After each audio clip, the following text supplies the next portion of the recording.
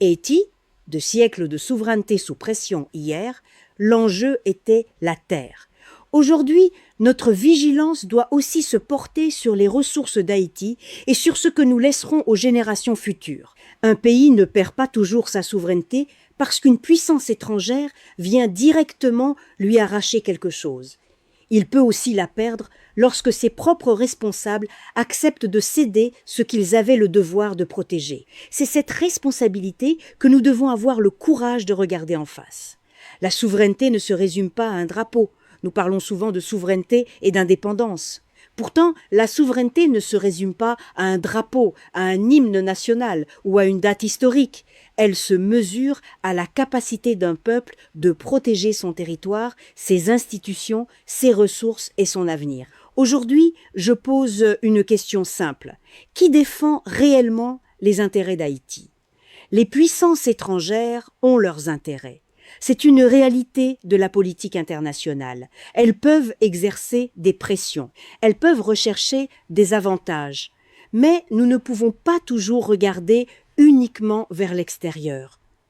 Très souvent, pour que ces intérêts pénètrent dans notre pays, il faut que quelqu'un à l'intérieur leur ouvre la porte. C'est là que commence notre responsabilité.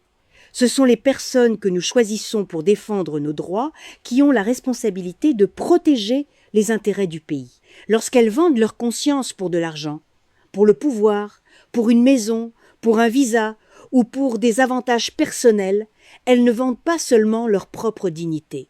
Elles peuvent compromettre l'avenir de tout un peuple. Hier, la terre. Aujourd'hui, nos ressources en 1917, l'un des grands enjeux était la terre d'Haïti. Aujourd'hui, je regarde les ressources d'Haïti. Ces ressources ne nous appartiennent pas seulement à nous qui vivons aujourd'hui. Elles appartiennent aussi aux générations qui viendront après nous. Elles représentent une partie de l'héritage que nous devons transmettre aux enfants haïtiens qui ne sont même pas encore nés. Nous devons donc être vigilants. Avant chaque loi, avant chaque contrat, avant chaque concession, nous devons poser les bonnes questions. Qui négocie? Au bénéfice de qui? Que gagne Haïti? Que perd Haïti?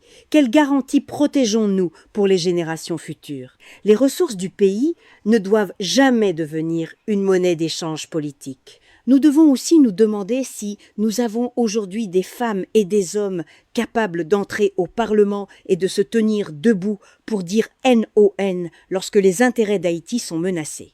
Parce que personne ne viendra sauver ce pays à notre place. Si nous vendons notre pays pour de l'argent, pour le pouvoir, pour un visa ou pour des avantages personnels, nous devenons nous aussi responsables de sa destruction. Nous devons donc savoir exactement à qui nous confions le pouvoir de décider au nom d'Haïti. Qui négociera nos contrats? Qui votera nos lois? Qui surveillera l'utilisation de nos ressources? Et surtout, qui aura le courage de dire non lorsqu'un intérêt personnel, politique ou étranger entrera en contradiction avec l'intérêt national? Nous ne pouvons plus attendre que le mal soit fait pour nous indigner. La souveraineté exige une population vigilante, des institutions fortes et des représentants capables de placer Haïti au-dessus de leur enrichissement personnel, de leurs ambitions et de leurs intérêts. Nos ressources représentent une partie de l'avenir de nos enfants. Nous n'avons pas le droit de leur laisser un pays dépouillé de ce qui aurait pu contribuer à leur développement. Ce que nous décidons aujourd'hui engagera ceux qui viendront demain. Voilà pourquoi nous devons le dire sans hésitation. Achati ne este pas à vendre. Les ressources d'Haïti ne sont pas à vendre. L'avenir des générations futures ne passe à vendre. Nirva Florence Bruno, présidente du mouvement, soldat Haïti soldat, analyste politique écrivaine, femme engagée pour une Haïti debout, www.soldeiti.org, www.soldeiti.blogspot.com, amazon.com/author/Nirva Florence Bruno.